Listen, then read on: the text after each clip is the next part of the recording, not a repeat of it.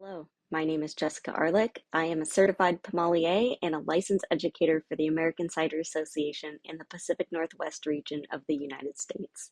Today, I'm going to be doing a sensory analysis on a botanical cider, this apple pie cider from Avid. Now, ideally, if you are studying for the Pommelier exam, you want to be doing a lot of blind tasting. So I recommend stocking up the fridge and having somebody in your household pour you a glass of something without you knowing, so that way you are not influenced by what is on the bottle or can.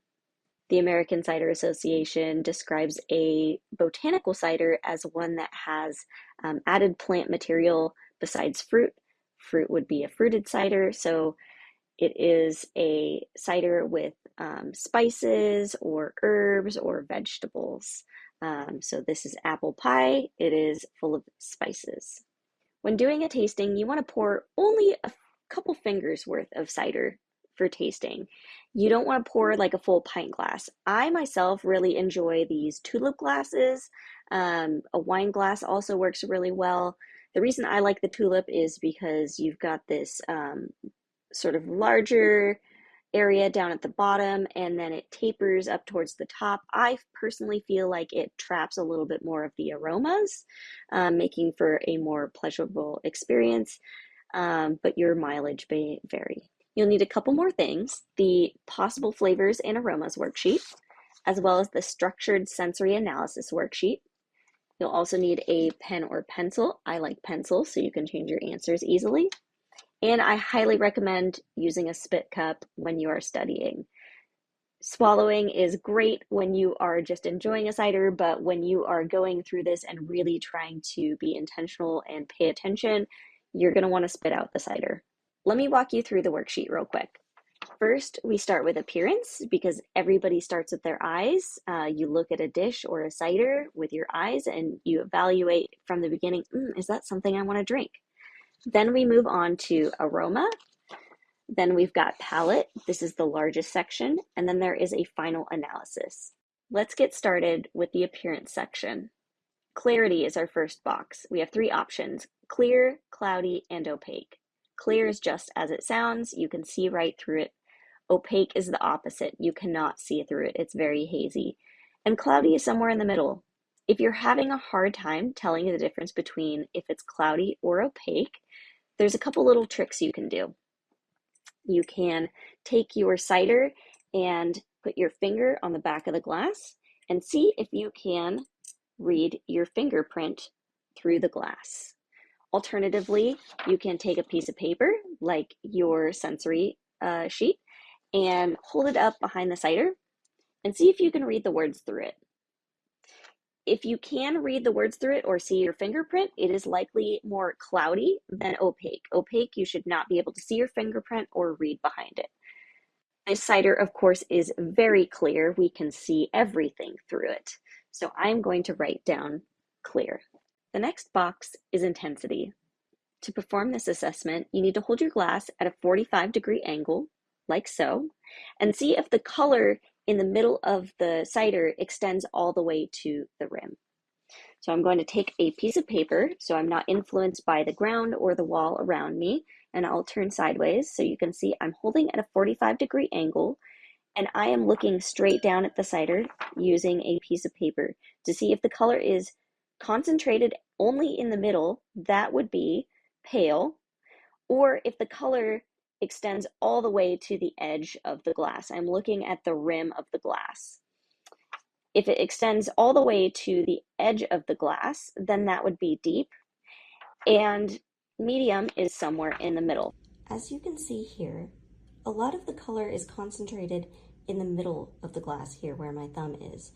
And if we look towards the rim of the glass, it becomes very watery looking. So we would say that this is pale. Next up, we have color. Lots of options here. We've got straw, yellow, gold, amber, copper, pink, ruby, purple, and garnet. If you don't have a copy of the Pommelier study guide, you should get one. Automatically, looking at the cider here, we can rule out everything in the last row. There's no pink hues here. So we're really talking about that first row: straw, yellow, gold, and amber. Straw is like hay. like a bale of hay. So it's a lighter yellow with tinges of green in it. Yellow is a true yellow. Gold, you can think gold jewelry. It may be helpful to be able to compare if you have some gold jewelry. Amber is similar to gold in a way, but it's got a little more brown tinge to it, I would say. Think about the stone in Jurassic Park when they're getting the dinosaur DNA out of the mosquito, the resin, that is amber. So it's sort of like gold, but a little more brown tinge to it. Make sure when you're assessing color, you are in a properly lit room, preferably by a window with natural light. If you have warm lights in your house, like many people do, that may affect the color of what you are seeing. Additionally, if you have painted walls like me, it is best to use a piece of paper to hold your cider in front of so that you're not being influenced by the colors on your wall or the environment around you. So I'm just looking here with my piece of paper. Despite my walls being green, I'm using this piece of paper, and you might be able to tell on camera, but there is a little bit of a green tinge to this, regardless of the environment around me. So we're going to say that this is straw. Next up is carbonation. We've got three options here: still, petulant, or pétillant if you want to be fancy, and sparkling. Still means there's no carbonation. Sparkling on the opposite end is like a champagne. You'll see lots of bubbles and effervescence. So pétillant is somewhere in the middle of those two. You'll see some bubbles, but it won't be gushing up. So if I am looking here, you probably can't see it on camera, but there are a few bubbles. I'm seeing a couple bubbles here and there, so I know this is pétillant. I always try to write an answer here as I'm going down the sheet. And then I can always go back after I've tasted it in order to change my answer. Another giveaway that it is pétillant is you may see a mousse or some bubbles around the edge of the glass. Now, I'm not having that happen here, but that may be another way that you can determine if it's pétillant or still. All right, we've completed the first section. Now on to aroma. First up is aroma intensity. This is how strong the cider smells without swirling. So we want the cider in its natural state. The best way to consistently tell aroma intensity is to use body markers. And what I mean by that is determining where pronounced is for you on your body versus light. So we've got 5 options here. For me, pronounced means I'm way down here at my chest and I am able to pick out smells. So it's not that I am able to smell there is a cider in the room. It is that I'm able to start picking out some of those scents. So down here for me is pronounced. If you have a very strong sense of smell, it may be in a slightly different place for you. If you have a very weak sense of smell, it may be a little closer for you. For me, it is down here at my chest. This would be pronounced. And as I go further and closer to my nose, we're going up that scale. So pronounced is here. I've got sort of medium plus here. I've got medium here, a little bit higher. I've got medium minus, where I am getting very close to my nose. And then light is I am in the glass in order to search for some of these smells and to pick out some of the aromas here. So again, I'm going to turn sideways so you can see this test performed, and I cannot talk and do it at the same time, so I'm going to be smelling and you can see me demonstrate how I do this test. And I'm going to stop when I'm able to pick out some of the scents here, some of the aromas.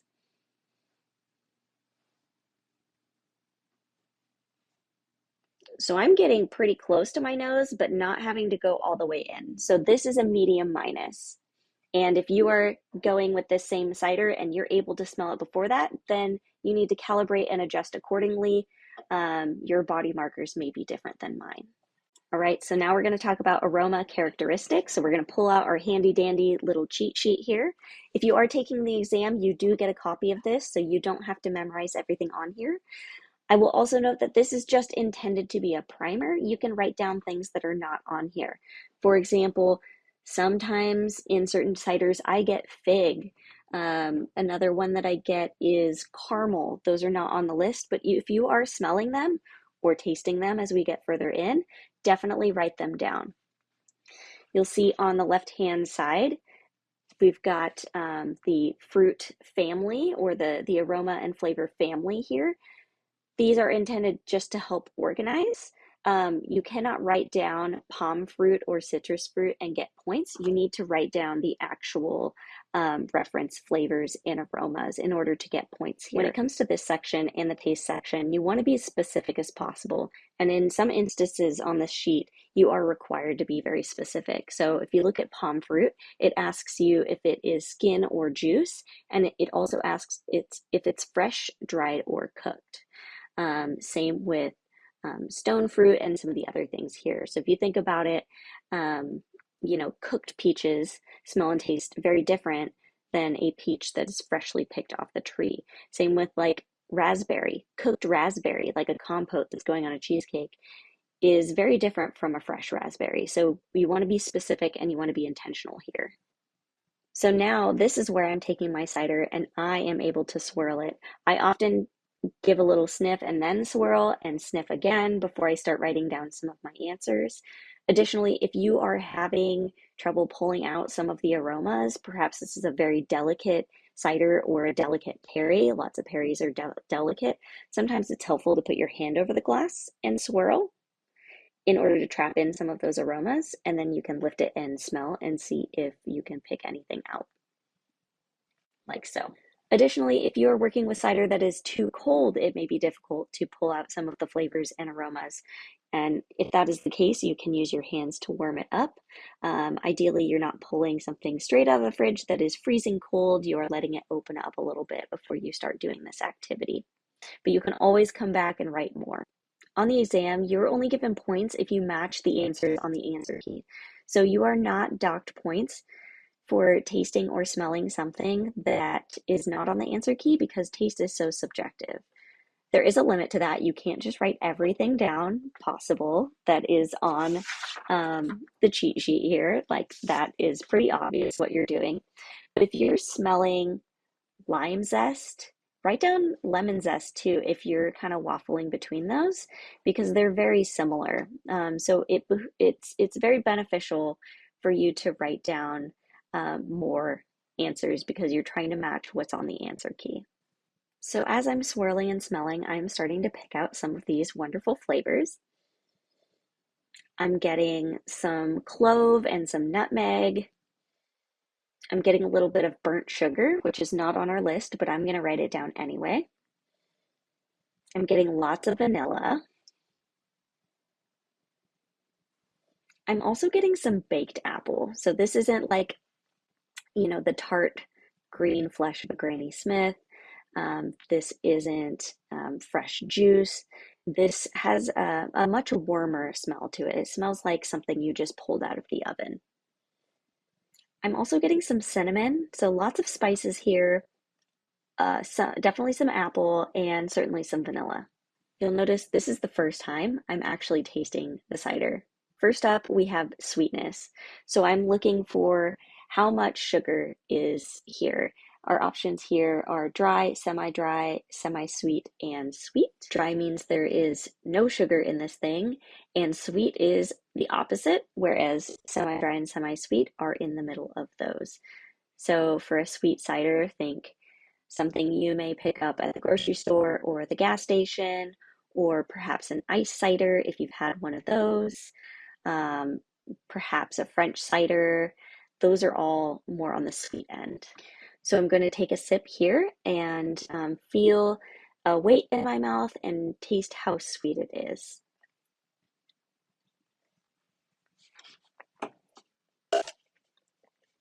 You'll notice I'm using my spit cup. So this cider is semi-sweet. It's got a certain amount of residual sugar. It's certainly not dry, but it is certainly not the sweetest thing I've ever had. So we're going to put this at semi-sweet. It is not cloying. It is not overpoweringly sweet. It's not sugary, syrupy sweet. This is semi-sweet. Next up, we've got acidity. So when you think acidity, I want you to think salivation. A lot of people have a hard time differentiating between tannin and acidity when they're first starting out and learning how to do the sensory analysis. I will explain tannin in a second, but acidity is really linked to salivation. So it's how much acid is there, how sour is it. So sometimes if it is very acidic, you might feel it back here. You might feel like a puckering sensation. Think biting into a lemon. But it's really linked to salivation. So I'm going to take a sip, and for me, I'm going to spit this in my spit cup and then see how long I salivate after that. And the best way to be consistent is to start using a count. Again, everybody's mouth is going to be different. Everybody has a different pH, and so your count may be different than mine. It's important to calibrate and know what your numbers are. So you'll see me counting, and that will help me determine the level of acidity.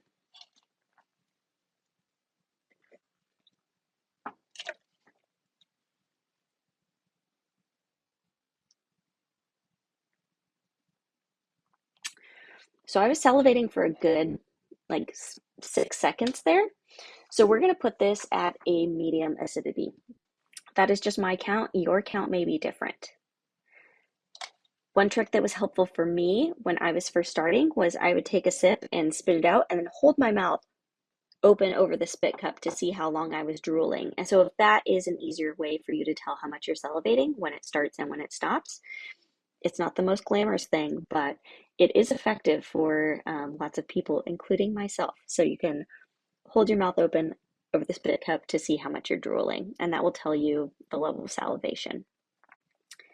Next up is tannin. Tannin shows up either as bitterness or astringency. So bitterness, how bitter something is, and by astringency, I mean how drying is it? Is it giving a drying sensation?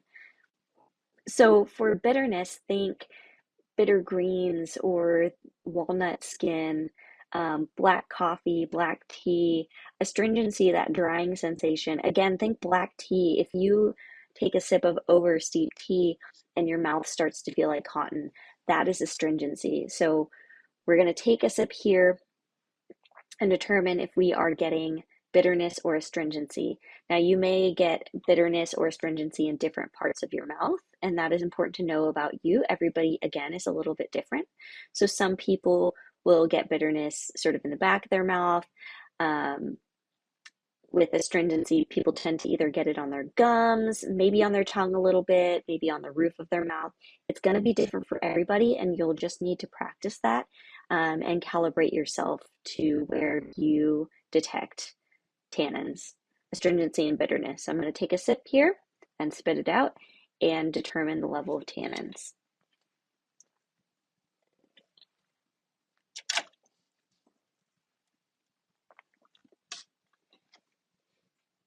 So really not getting any bitterness or astringency here. So this is a low tannin cider. Again, lots of people in the beginning have a hard time telling the difference between acidity and tannins. A reminder, acidity is salivation, tannins is bitterness and drying sensations. So if you are salivating, that is the acidity. If it is drying sensations and bitterness, that is tannins. And in often lots of really great ciders, you're going to get both. And so it's worth practicing to be able to pull those things apart. Next up is flavor intensity, and this is how strong the flavors are showing up for you. How much personality does it have? Is it very delicate and dainty, or is it big and bold? I like to also describe this as, is it LaCroix where it's whispering grapefruit from across the room, or is it like you are drinking like straight up fruit juice?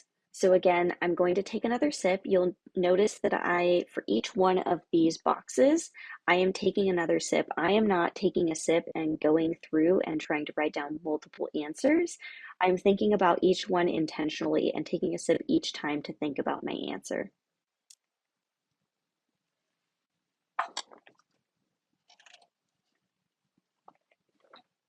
So this is a medium plus. It's got a lot of personality, but it is not super bold when I compare it to other things that I have tasted in the past. So it's not like punching me in the face with the flavor, but we're getting pretty close. It's there. It's got a lot of personality. It's saying a lot. A lot of the flavors are very present and upfront. I'm not having to search for things. So now we're on to flavor characteristics. Again, I'm going to pull out my reference sheet because that is very helpful to look at when I am doing these. The best way to get better at pulling these flavors and aromas out is just to practice smelling and tasting these things outside in the real world. So you kind of do have to be that weirdo that stops to smell the roses. You have to tell the difference between, the honeysuckle versus the violets versus the roses. They do smell different. If there are things on this list that you've never had, like guava or passion fruit or lychee, go get some. Go to the local mart. Go to the international section if you have to. International grocery stores. Um, a lot of these are seasonal, so pay attention at different times of the year. They do taste different, and the more you can taste things intentionally and think about them, the better you will be able to pull these out when you are on the exam or doing a sensory analysis of something. So similar to the aroma section, you are looking for answers to match the answer key here. So write down as many possible things as you can find. So I'm going to take a sip and swish it around my mouth a little bit to kind of open up those flavors. I'm not swishing like mouthwash. I'm just gently moving the cider around my mouth, and then I'm going to spit it out and tell you what I'm tasting.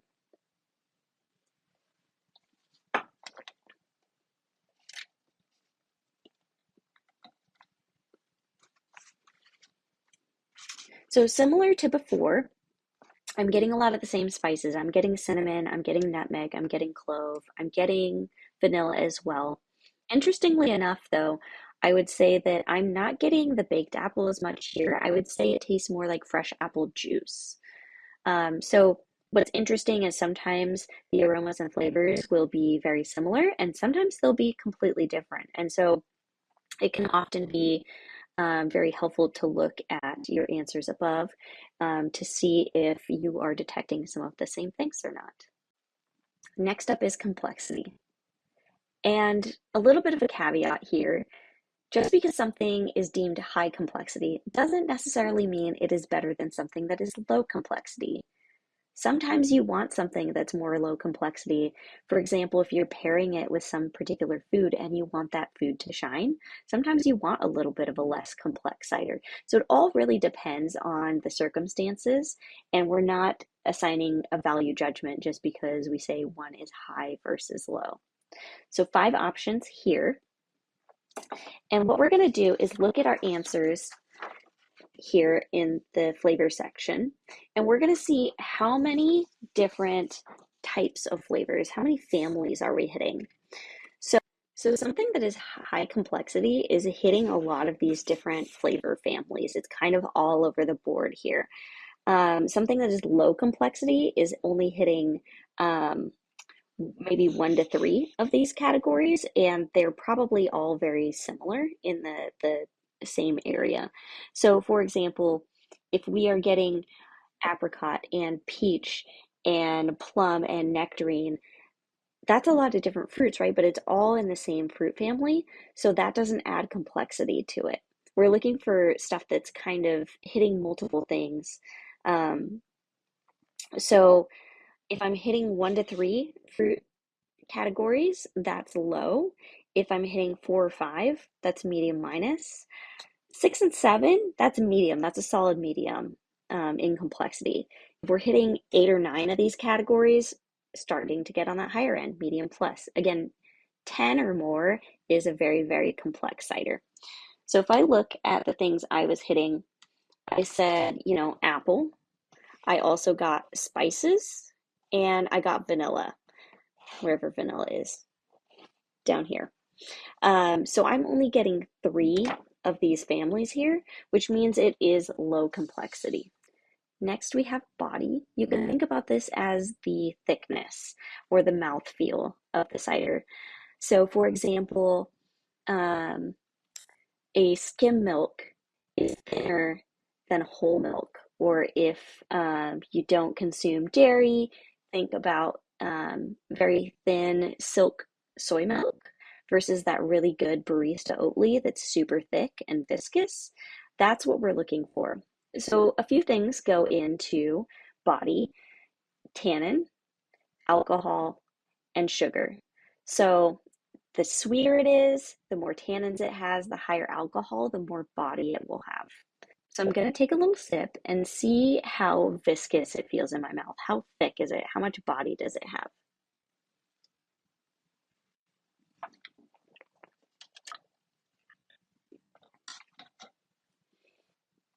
So this is medium. It's not watery. It's not very thick, I wouldn't say. It's not like that whole milk. And when I look back at my answers above, again, sugar, alcohol, and body. If you're blind tasting, you won't know the amount of alcohol in it, but you can look back at your answers for sweetness and tannin and see if your answer made sense. So we said semi-sweet, and we said it had low tannin. So if it was sweet and had a lot of tannin, we would probably think it'd be on the higher end. Um, if there was no residual sugar and low tannin, this would probably be a low body. We put semi-sweet and low tannin, those kind of balance each other out. And so looking at my answer, it does make sense that I would write down medium. I could kind of check myself there a little bit. Also, when you're doing this, you should consider the carbonation and acidity, as those can have an impact on the perception of the body. So the bubbles may make it seem like it has more body than it actually does. Last up, we have finish, and this is for how long the flavors are lingering in your mouth. And as a note, this is for pleasing flavors only. Hopefully you're not drinking any faulted cider, but there are some faults that can linger around in your mouth. Those don't count for finish. So we're checking how long the pleasing flavors are sticking around. So I'm going to do a little sip and I'm going to do a little count. Your count may be different than mine. If you're drinking the same cider, again, adjust accordingly and calibrate yourself. I'm going to take a sip and do my count, and that will help me tell how long the finish is. So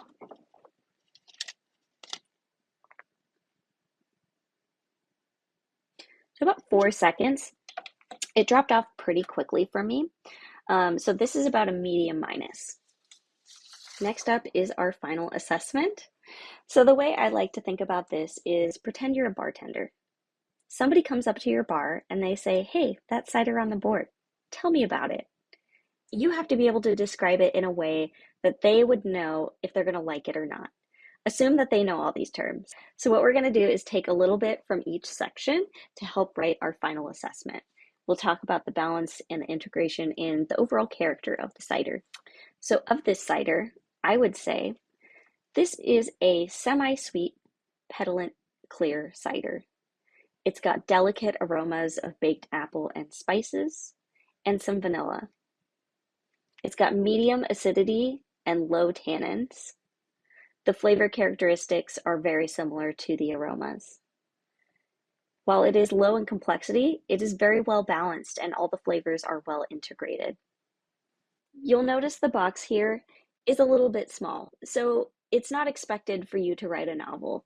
Instead, 1 to 3 sentences will suffice. Let me offer some advice before the end of this video. The people who do well on this exam do lots of blind tastings, and often they're studying in groups. They're tasting lots of different ciders. So they're tasting the expensive bottles, they're tasting the cheap grocery store stuff that they can get. They have a wide palette. They're eating lots of different types of food, and they're thinking intentionally as they're doing it. They are tasting blind and writing down their answers and then comparing to some sort of answer key or the can or bottle or whatever they can find online. I will speak on behalf of the rest of the Pommeliers when I say we love talking about this stuff. Please reach out if you have any questions. So many of us would like to talk about our experiences and tips and tricks. So start to build that network. Lastly, practice makes better. I highly recommend using the resources available to you on our website and in our Facebook community. Thank you so much for watching. Please consider subscribing to our channel for all things cider education.